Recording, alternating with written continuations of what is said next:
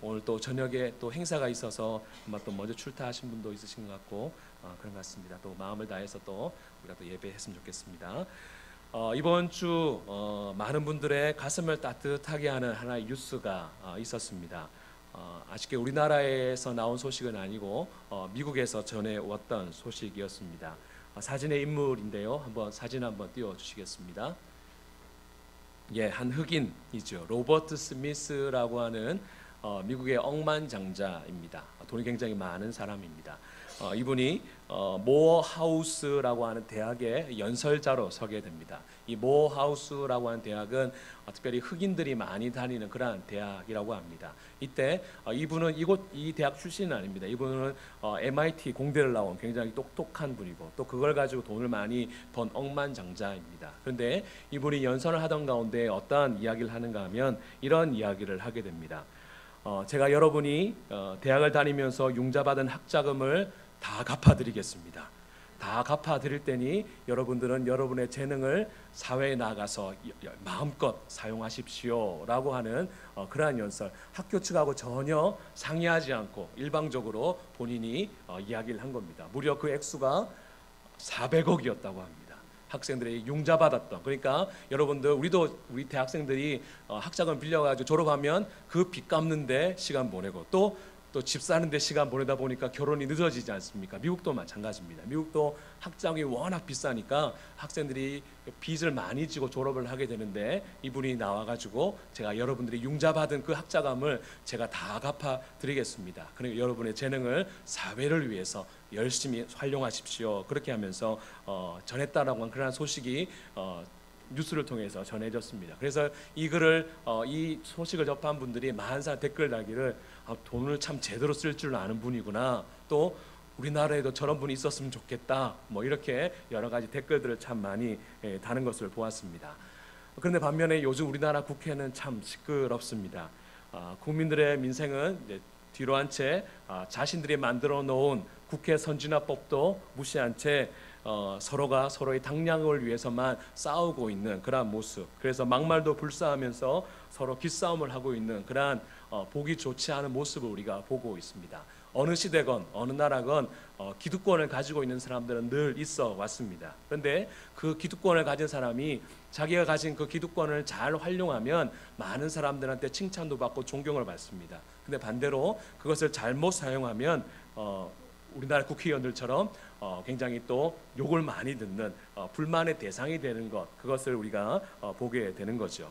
그나마 우리 오늘날의 시대는 언론의 자유가 있고 또 표현의 자유가 있어서 인터넷이나 집회를 통해서 우리 국민들의 의사를 반영할 수 있는 길이 열려 있습니다. 심지어 지금은 청와대에도 글을 올릴 수 있는 그러한 시절이지 않습니까? 그런데 옛날 임금이 다스리던 그러한 군주 사회에서는 그것이 좀 힘들었다라고 하는 거 우리가 잘 압니다. 또 그것을 표현했다라고 할 때 또 굉장히 위험한 일이라고 하는 것을 역사는 말해주고 있죠. 그런데 예수님 당시에도 그것은 마찬가지였다라고 하는 겁니다. 근데 오늘 본문을 보면 그 당시에 기득권을 가지고 있던 사람들에 대해서 오늘 한 부류가 등장을 하게 됩니다. 어떤 사람인가 보니까 바로 서기관들이다, 그렇게 말합니다. 이 서기관은 다른 말로 율법학자입니다. 율법을 연구하고 율법을 가르쳤던 사람들이 바로 이 서기관들이라고 하는 거죠. 그런데 그들은 스스로 우리는 하나님의 말씀을 맡은 사람들이다, 말씀의 권위자들이다 라고 하는 그러한 자부심이 있는 것은 참 좋았습니다.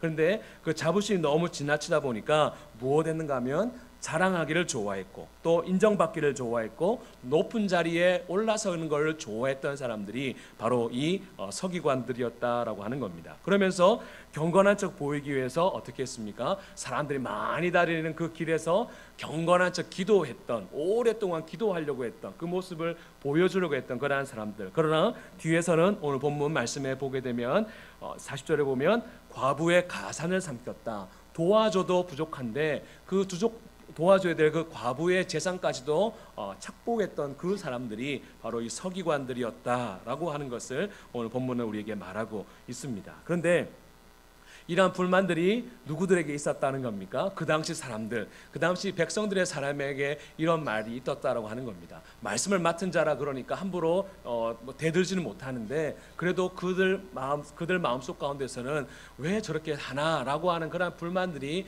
그 백성들 가운데서 있어 왔다라고 하는 거죠. 그런데 그들 백성들, 오늘날의 시대가 아니었기 때문에 그 당시에 일반 백성들은 거기에 대해서 어떤 특별히 항의를 하거나 불만을 표현하기가 굉장히 어려웠다라고 하는 겁니다. 그런데 오늘 본문에서 그 백성들의 불만, 그 마음을 읽어주셨던 분이 있습니다. 그분이 누구겠습니까?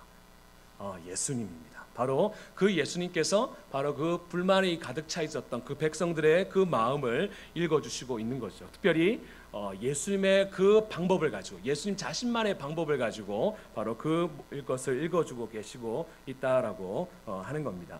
화면을 바꾸셔도 됩니다. 네, 저분이 설교하는 것 같네요. 아니요, 저를 나오게 해주십시오. 예, 그렇죠. 그래서 예수님께서 그들의 마음을 읽어주시고 있는 부분이 사실은 오늘 본문의 내용이라 할 수 있습니다. 35절에 보니까 예수님께서 이런 말씀을 하시죠. 어찌하여 서기관들이 그리스도를 다윗의 자손이나 하느냐, 그렇게 먼저 묻습니다. 사람들이 딱 모여있으니까 여러분 왜 서기관들이 그러니까 그리스도를 다윗의 자손이라 하는지 모르겠다, 그렇게 예수님께 질문을 하는 겁니다. 그랬더니 예수님께서 누구를 인용하시는가 보니까 다윗의 말을 인용을 하시지요. 다윗이 성경에 감동돼서 한 말인데 시편에 있는 말씀입니다. 주께서 내 주께 이르시되, 이때 앞에 주께서는 누굴 말하는가 하면 성부 하나님입니다. 성부 하나님, 성부 하나님께서 내 주께, 이때 내 주께는 누구겠습니까? 성자 예수님, 성자 예수님께 이르되 내가 내 원수를 내 발 아래에 둘 때까지 어디에 앉아 있으라? 내 우편에 앉아 있으라. 그래서 우리 주님이 어디에 계십니까? 하나님 보좌 우편에 앉아 계시지 않습니까? 그것을 다윗이 성령의 감동에서 그것을 들었다라고, 그걸 말하고 있다라고 하는 겁니다. 그러니까 다윗은 성자 예수님을 뭐라고 말하고 있죠? 주, 그리스도를 주라 그렇게 말하고 있죠. 그러니까 37절에 예수님께서 이렇게 말씀하십니다. 다윗이 그리스도를 뭐라고 말하고 있습니까? 주라 말했다. 주라 말했는데 서기관들은 뭐라고 말하고 있다고 하는 거죠? 다윗의 자손이 바로 그리스도다. 그러니까 마치 예수님이 그리스도가 다윗의 자손이니까 다윗보다 좀 못하다, 마치 그렇게 뉘앙스를 보여주고 있는데 실제로는 다윗이 예수님을 뭐라고 했다고 하는 겁니까? 주라고 했다라고 그렇게 말하면서 말씀에 능통하다고 하는 그 서기관들이 말이 다 맞는 게 아니다. 오히려 그들은 무지하다. 그들이 무지한데 왜 무지한가? 다윗이 그리스도를 주라 했는데 어떻게 다윗의 자손이라고 말할 수 있느냐라고 말하면서 그 서기관들의 무지함을 지금 풍자하고 있는 내용이 바로 이것입니다. 그래서 이 본문 말씀을 그냥 문자적으로 쭉 읽으면 그냥 예수님이 다윗의 자손인과 동시에 또 예수님께서 주가 되시는구나, 다윗의 주가 되시는구나 라고 하는 그런 교리 같은 부분일 수 있지만 사실 이 부분에서는 예수님께서 그 교리를 말하려고 하시는 것이 아니라 그 당시 불만에 가득 차 있었던, 특별히 서기관들에게 괴롭힘을 당해서 불만에 가득 차 있었던 그 사람들 향해서 서기관들이 얼마나 무식한 줄 아느냐, 쟤네들이 그리스도를 다윗의 자손이라고 말하지만 그렇지 않고 다윗이 그리스도를 뭐라고 말했는지 봐라, 뭐라고 말했다고 하는 거죠. 주라고 말했지 않느냐. 그러니까 이 서기관들은 참 무식한 사람들이다, 그렇게 풍자를 하고 있는 내용이 바로 오늘의 이 말씀이다라고 하는 겁니다. 그러니까 이 말씀을 듣고 37절에 후반절에 뭐라고 말하고 있습니까? 많은 사람들이 뭐라고 말하고 있죠? 즐겁게 듣더라. 왜 즐겁게 들었겠습니까? 예수님의 말씀이 재미도 있었습니다. 재미도 있었지만 예수님의 말씀이 어떻게 했다는 겁니까? 불만에 가득 차 있었고 말할 수 없었던 그 백성들의 마음을 시원하게 해준 겁니다. 아이고 잘하신다. 우리가 하고 싶은 말 예수님께서 대신해 주시는 거나 말씀도 모르는 무식한 것들 그렇게 하면서 이렇게 예수님께 대신해 주고 있는 그러한 말씀이다라고 하는 거죠. 그래서 예수님께서 예수님만의 그 방식을 가지고 그 당시 기득권을 가지고 있었던 그 서기관들을 풍자하는 말씀이 바로 이 말씀이다라고 하는 겁니다. 그런데 여기서 중요한 것이 무엇인가 하면 예수님께서 이렇게 유머를 하실 수 있는, 풍자를 하실 수 있는 상황이 지금 아니다라고 하는 겁니다. 아니다라고 하는 겁니다. 우리가 지금 이 마가복음을 쭉 살펴보고 있지만 지금 예수님이 이때 시점이 어떤 시점인가 하면 예수님께서 지금 고난을 당하기 위해서 예루살렘에 입성하신 지 이제 화요일이 된 시점입니다. 언제라고요? 화요일. 예수님께서 언제 십자가에 달리십니까? 금요일에 달리십니다. 며칠 남았습니까? 3일 남았습니다. 여러분이 돌아가실 날, 사형당할 날이 3일 남았습니다. 농담이 나오시겠습니까? 유머가 나오시겠습니까? 풍자가 나오시겠습니까? 그렇지 않죠. 밥을 먹어도 소화가 안 되는, 이제는 난 죽는구나 라고 할 수 있는 그러한 상황이다라고 하는 겁니다. 그런데 예수님은 이미 그걸 다 알고 계십니다. 3일 후에 십자가에 달리실 것을 예수님이 다 알고 계셨음에도 불구하고 예수님은 지금 무엇 하시는가 보니까 지금 그 백성들의 마음을 읽으시면서 그들의 마음을 시원케 해드리는 그런 풍자, 그 여유를 지금 예수님께서 나타내시고 있다라고 하는 겁니다. 저는 그래서 오늘 본문의 말씀을 가지고 주제를 어떻게 잡았는가 하면 믿음의 여유. 우리가 믿음을 가지면 무엇을 가질 수 있다고 하는 겁니까? 여유를 가질 수 있다라고 하는 그 점이라고 하는 겁니다. 바로 예수님이 그러했다라고 하는 겁니다. 우리 같으면 3일로 사형을 앞두고 있으면 안절부절하지 못해서 농담 하나 못할 수 있는 그러한 상황일 수 있습니다. 그런데 우리 예수님은 그러한 상황 가운데서도 그 백성들의 마음, 그 필요를 아시고 그들의 마음을 시원케 해드리는 그러한 진짜 여유를 나타내시고 있는 것을 바로 성경은 우리에게 보여주고 있는 것이죠. 비록 자신의 상황이 힘들고 어렵지만 우리 예수님은 상대방의 마음을 읽어줄 수 있었고 또한 필요를 채워줄 수 있었고 바로 그러한 여유가 있었다라고 하는 것을 보여주고 있는 것입니다. 그렇다면 왜 이렇게 예수님께서 하실 수 있었을까? 예수님께서 성격이 긍정적이시고 낙천적이셔서 그러셨을까? 그것이 아니다라고 하는 겁니다. 이런 여유의 문제는 성격의 문제가 아니라 따라 보실까요? 믿음의 문제다. 네. 성격의 문제가 아니라는 겁니다. 믿음의 문제라고 하는 겁니다. 예수님이 이런 상황에서도 백성들의 마음을 읽고 여유 있게 풍자할 수 있었던 이유는 무엇인가 하면 하나님 아버지에 대한 믿음이 있었기 때문입니다. 또 자신의 사명에 대한 믿음이 있었기 때문입니다. 바로 그 믿음이 있으니까 그 상황이 어려울 수 있는 상황 가운데서도 유머를 나타낼 수 있는 그러한 여유가 예수님에게 있으셨다라고 하는 거죠. 저를 한번 이번도 한번 따라 보시겠습니다. 믿음이 곧 여유다. 예, 그러니까 우리가 믿음을 가질 수 있으면 우리의 삶 가운데 조급함이나 인색함으로 드러나지 않고 우리의 삶 가운데 여유를 나타낼 수 있다라고 하는 거죠. 하나님에 대한 분명한 믿음이 있으면 바로 저와 여러분이 얼마든지 이러한 여유를 가질 수 있다라고 하는 겁니다. 우리는 돈이 있어야지, 권력이 있어야지, 시간이 있어야지 여유가 있을 것이라 생각합니다. 그러나 그것은 세상적인 기준입니다. 여러분, 돈 많은 사람이 아이고 이제 여유 있게 됐으니까 그만하자 하던가요? 아니지요. 권력이 높은 사람이 이만큼 올라갔으면 됐다, 그만 내려가자 하던가요? 아닙니다. 왜 그렇겠습니까? 그렇죠. 욕심입니다. 왜 그런가 하면 이것이 우리에게 여유를 주는 것이 아니다라고 하는 겁니다. 우리는 막연하게 생각합니다. 이 정도 돈 가지면 여유 있게 생활하지 않겠는가?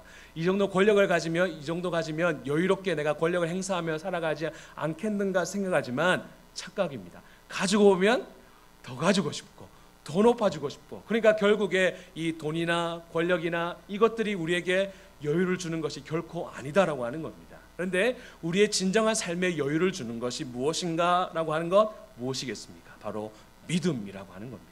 무엇보다도 우리가 하나님을 향한 그 믿음이 있을 때에 우리의 삶 가운데 진정한 여유를 누리면서 살아갈 수 있음을 바로 우리에게 나타내 주고 있는 거죠. 바로 그러한 예수님의 모습을 바로 보여주고 있는 것입니다. 예수님이 세상에 권력이 있었습니까? 없었습니다. 예수님이 돈이 있으셨습니까? 없으셨습니다. 예수님 시간이 있었습니까? 아닙니다. 3일 후에 죽게 되어 있습니다. 그런데도 예수님은 그 가운데서도 그 사람들 향해서 여유를 나타낼 수 있었던 것은 예수님 안에 바로 믿음이 있으셨기 때문에 바로 그 믿음을 삶 가운데 여유로서 나타낼 수 있었다라고 하는 거죠. 바로 그러한 예수님을 주인으로 모시고 살아가는 우리도 가져야 되는 것이 무엇이겠습니까? 바로 믿음의 여유라고 하는 것이죠. 그런 면에서 오늘 본문에서 인용하고 있는 다윗을 한번 우리가 생각해 볼 필요가 있습니다. 다윗은 거의 10년 동안 쫓겨다니는 그러한 인생을 살아왔습니다. 우리 인간적으로 생각해 보면 참 여유가 없었겠다. 10년 동안 저렇게 쫓겨다니면 얼마나 불편했을까라고 생각할 수 있습니다. 그러나 우리가 잘 아는 다윗이 시편 23편에서 여호와는 나의 목자시니 내게 부족함이 없으리로다. 부족함이 없다라는 말이 뭐겠습니까? 내가 여유가 많다라는 겁니다. 그렇게 쫓겨다니는데도 나는 참 여유가 많다 그렇게 말합니다. 그 이유가 무엇이겠습니까?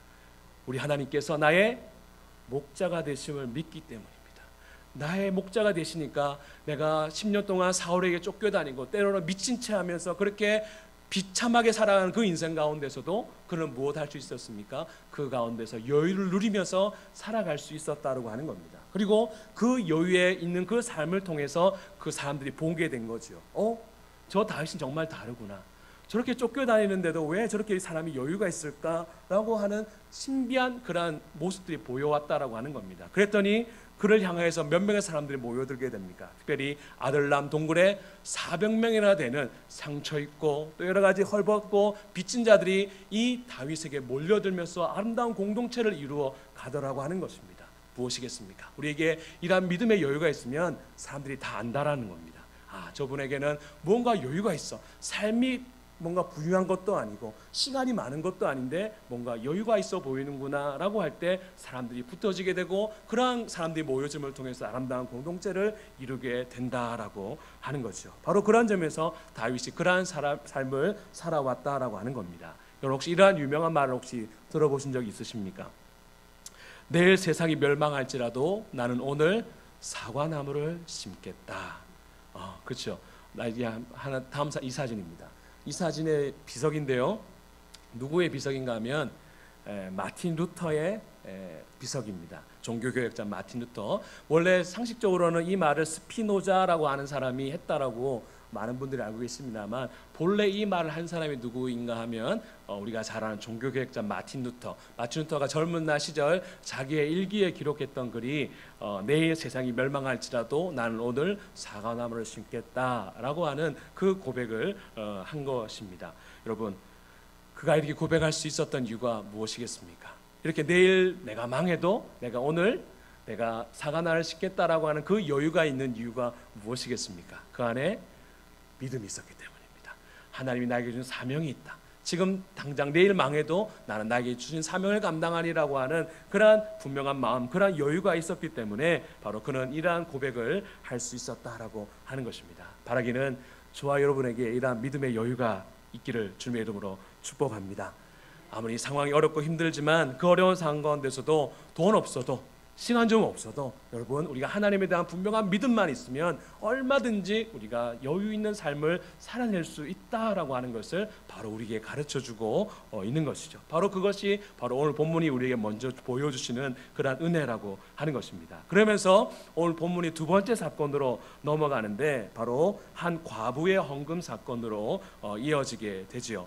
예수님께서 이제 성전에서 특별히 이제 여인들이 들어올 수 있는 정도가 되는 곳이기 때문에 이곳이 이제 여인들의 뜰이라고 하는 그런 성전의 장소가 있습니다. 이 당시에는 조금 차별이 있었죠. 뭐 이방인들 또 여인들 또 남자들 뭐 대제사장 이렇게 들어갈 수 있는 그 공간들이 달랐습니다. 그런데 여인들이 들어온 그 뜰에서 일어났던 그런 사건입니다. 예수님께서 사람들이 어떻게 헌금을 하는지를 오늘 본문에 보니까 이제 딱 헌금을 대하여 딱 앉아가지고 보고 계셨습니다. 굉장히 부담스러운 장면이지 않겠습니까? 예수님이 보고 계신 그런 장면입니다. 그런데 그곳에 예수님께서 헌금을 어떻게 하는지를 보셨다라고 하는 거죠. 여인의 뜰에는 문헌에 의하면 13개의 이제 헌금함이 있었다라고 합니다. 이제 그 모양이 어떻게 생겼는지를 한번 제가 화면으로 한번 보여드리겠습니다.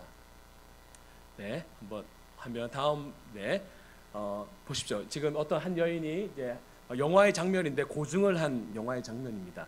헌금함이 있죠, 그렇죠? 헌금함이 뭐같이 생겼습니까? 나팔 모양으로 쭉 이렇게 올라가서 위에는 동그랗고 밑에는 가늘어지게 되어 있습니다. 그러니까 돈을 이렇게 나팔 모양이니까 돈을 넣으면 어떻게 되겠습니까? 쭉 내려가면 소리가 나게 되어 있습니다. 나팔처럼 뻥 울리도록 그렇게 크게 소리로. 그러니까 부자들 같은 경우에는 우리는 생각할 때 자루 주머니에다가 자루를 딱 넣을 것 같죠. 근데 자루를 넣지 않고 자루를 어떻게 하겠습니까? 탈탈탈 부으면 입구가 좁으니까 돈이 들어가는데 시간이 한참 걸리지 않겠습니까? 그러니까 쫘르륵 하면 그 소리가 나팔 소리 같이 쫙 나면서 사람들이 다 아는 겁니다. 저 사람 돈을 참 많이 넣는구나. 그렇게 알게 되어 있습니다. 그런데 오늘 본문에 등장하는 이 여인은 얼마를 넣습니까? 2렙돈. 그러니까 동전 2개, 한 500원짜리 2개 넣었다 생각하시면 넣으면 어떻게 되겠습니까? 딸랑 딸랑. 이 사람은 누구든지 다 알 수 있도록. 그러니까 이건 사실 머리를 쓴 겁니다. 헌금을 많이 놓도록, 그래서 쪽팔리지 않도록 하기 위해서 이렇게 한 겁니다. 어쨌든 이 여인이 2렙돈을 넣었다라고 하니까, 넣으면서 자신감 있게 넣었지는 않았겠죠, 그렇죠? 누가 보는 사람 없을까라고 했는데 마치 조심조심해서 넣었는데도 소리가 딸랑 딸랑 나는 그러한 상황이었다라고 합니다. 근데 문헌에 찾아보면 이 2렙돈 가지고 살 수 있는 돈이 물건이 뭐였는가 하면 석류 하나였습니다. 석류 하나. 근데 이 당시 가난한 사람들이 하나님께 드릴 수 있는 제사의 제물이 무엇이었는가 하면 비둘기였습니다. 이 당시 비둘기를 성전에 살려고 그러면 얼마의 돈을 주어야 되는가 하면 200렙돈, 200렙돈입니다. 근데 이 여인이 드린 돈은 얼마입니까? 2렙돈, 100배를 더 줘야지 비둘기 한 마리 사가지고 하나님 앞에 제사를 드릴 수 있는 그러한 돈이 됩니다. 그런데 이 여인은 100분의 1밖에 안 되는 석류 하나 살 수밖에 없는 그 돈을 하나님께 드렸다라고 하는 겁니다. 한번 생각해 보십시오. 이 여인이 제사를 드렸을까요? 못 드렸을까요? 제 생각에 못 드렸을 것 같습니다.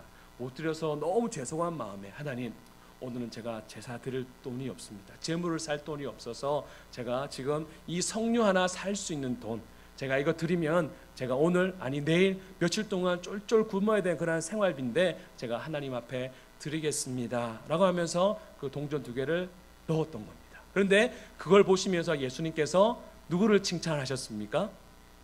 돈을 쫘르륵 부은 그 부자를 칭찬하신 것이 아니라 이 2렙돈을 드린 이 여인을 칭찬하셨다라고 하는 겁니다. 저는 이러면서 오늘의 질문을 한번 생각해 보게 되었습니다. 여러분, 여유가 있는 사람이 누굽니까? 우리가 생각할 때 여유가 있는 사람은 어떤 사람이죠? 부자죠. 돈 많은 사람. 돈 많은 사람이 여유가 있는 사람입니다. 그런데 예수님께서는 그 사람을 칭찬하신 것이 아니라 이 여인을 칭찬하셨다라고 하는 겁니다. 예수님은 돈의 여유, 어떤 건강의 여유, 이걸 보시는 것이 아니라 무엇을 보신다고 말씀했죠? 믿음을 보신다. 믿음의 여유가 있는가라고 하는 것을 보셨다라고 하는 겁니다. 자, 보십시오. 부자는 돈이 많습니다. 돈이 많은 것 중에 일부를 드렸습니다. 근데 이 여인은 이거 드리면 이제 당장에 며칠은 굶어야 되고 9시 살아야 됩니다. 누가 더 믿음이 좋습니까? 2렙돈 든 여인이죠. 그러니까 믿음의 여유는 누가 더 많은 겁니까? 2렙돈 드린 여인. 이거 드려도 나는 굶으면 그만이지. 내가 하나님이 기뻐하시는 이 제물을 주님 앞에 드리련다라고 하는 그 마음으로 이 여인이 그 믿음의 여유를 가지고 주님 앞에 드렸다라고 하는 것을 바로 말씀을 하고 있는 것입니다. 그렇기 때문에 인생의 참된 여유, 우리가 살아가면서 참 여유롭게 좀 살고 싶다라고 했을 때 그 인생의 참된 여유는 우리의 소유의 많고 적음에서 나오는 것이 아니다라고 하는 것입니다. 무엇에서 나오겠습니까? 바로 하나님을 향한 믿음에서 바로 우리의 삶의 여유가 나온다라고 하는 것을 바로 말씀을 하고 있는 거죠. 따라서 내가 얼마나 내 노후를 여유롭게 살아갈 수 있을까라고 했을 때 내가 얼마나 돈을 많이 모으고 노후 준비를 잘 하느냐 여기에 달려있는 것이 아니라 내가 얼마나 하나님을 향한 분명한 믿음이 있는가에 따라서 내 삶의 여유가 좌우된다라고 하는 것을 말씀을 하고 있습니다. 여러분, 아브라함이 자신의 독자들 아들 이삭을 제물로 바칠 수 있었던 그 여유가 어디서 나왔겠습니까? 또 욥이 자신 10명과 모든 재산을 다 잃었음에도 불구하고 주신 이도 하나님이시오 거두신 이도 여호와시오니 여호와의 이름은 찬송을 받으실지어다 라고 하면서 찬송할 수 있었던 그 여유가 어디서 나왔겠습니까? 또한 에스더가 민족의 구원을 위해서 자기는 그냥 가만히 있으면 살 수 있었는데 내가 죽으면 죽으리라 라고 말하면서까지 그렇게 나왔던 그러한 여유가 다 어디서 나왔겠습니까? 어디서 나왔습니까? 믿음에서 나왔다라고 하는 것입니다. 바로 그러한 믿음이 있을 때 우리가 삶의 여유가 생기게 된다라고 하는 거죠. 사랑하는 여러분, 이제 얼마나 살기가 힘드십니까? 어쩌면 우리 가운데 가족끼리 한번 외식하는 것조차도 힘든 그런 여유가 없는 분도 있을 거라 생각합니다. 그러나 그런 물질적 또한 시간적인 그런 여유가 없을지라도 우리 주님을 향한 분명한 믿음이 있으면 우리가 이 땅에서 얼마든지 또한 주님께서 인정하시는 여유 있는 삶을 우리가 살아갈 수 있다라고 하는 것 여러분 기억하실 수 있기를 바랍니다. 반대로 나는 늙어도 모아둔 재산이 있어서 여유롭게 살 수 있다고 생각하시는 분들 있습니까? 착각입니다. 여러분 안에 하나님을 향한 분명한 믿음이 없으면 여러분 돈에 끌려다니고 건강에 끌려다니고 시간에 끌려다니고 사람에 끌려다니다가 나도 모르는 사이에 하나님 앞에 서 있게 될 것입니다. 우리는 분명하게 해야 합니다. 내 삶의 여유는 돈에서, 권력에서, 사람에서 나오는 것이 아니라 무엇에서 나옵니까? 믿음. 주님을 향한 믿음에서 우리의 삶의 여유가 나온다라고 하는 것을 여러분 기억하실 수 있기를 바랍니다. 다시 한번 따라해 보시겠습니다. 믿음이 여유다. 예, 우리 안에 그런 믿음이 있는 거 봐야 합니다. 우리가 그런 분명한 믿음이 여유인 분들은 삶에서 인색하지 않습니다. 하나님과 사람 앞에서 인색하지 않습니다. 또 믿음의 여유가 있으면 하나님과 사람 앞에서 조급해하지 않는다라고 하는 것입니다. 하나님을 믿기 때문에, 하나님을 신뢰하기 때문에 우리가 믿음으로 인해서 여유 있는 삶을 살아가는 자들이 바로 믿음을 가진 자들의 모습이다라고 하는 거죠. 바로 그러한 의미에서 우리에게 그러한 믿음이 있는가 한번 점검해 보실 수 있기를 바랍니다. 너무 요즘에 따라와서 내 마음속에 조급함이 많이 든다라면, 또 내가 하나님 앞과 또 사람들 앞에서 인색함들이 내 안에서 계속해서 일어난다라면 좀 우리와 하나님 앞에서 우리의 믿음을 점검해 볼 필요가 있는 거죠. 주님, 우리에게 믿음을 주셔서 내가 여유를 가지고 이 주어진 삶을 살아갈 수 있도록 도와주십시오. 이렇게 기도하는 것이 바로 우리의 모습이어야 한다라고 하는 것입니다. 그래서 오늘 이 말씀을 통해서 우리가 믿음 안에서 여유를 가지면서 하나님 앞과 사람 앞에서 넉넉함으로 살아가는 저와 여러분이 다 될 수 있기를 주님의 이름으로 축복합니다. 아멘. 한번 이 시간 우리 오랜만에 이 찬양 한번 했으면 좋겠습니다. 우리가 이 찬양하고 좀 믿음을 구하는 좀 기도했으면 좋겠는데요. 왜 나만 겪는 고난이냐고 불평하지 마세요. 어쩌면 우리가 참 믿음에 대해서 많이 들어왔기 때문에 이걸 너무 쉽게 우리가 생각할 때가 참 많이 있는 것 같습니다. 그래서 쉽게 원망하고 불평하고 또 여러 가지 모습 가운데 있지 않는가 다시 한번 생각해 보면서, 하나님, 우리가 다시 한번 믿음을 점검하고 또 믿음을 따라서 우리가 이 삶 가운데 조급하거나 인색한 것이 아니라 여유를 가지고 살아내는 우리가 될 수 있게 해달라고, 또 자기 자신을 위해서 우리 서로 축복하면서 함께 이 찬양 우리 믿음으로 고백하시겠습니다.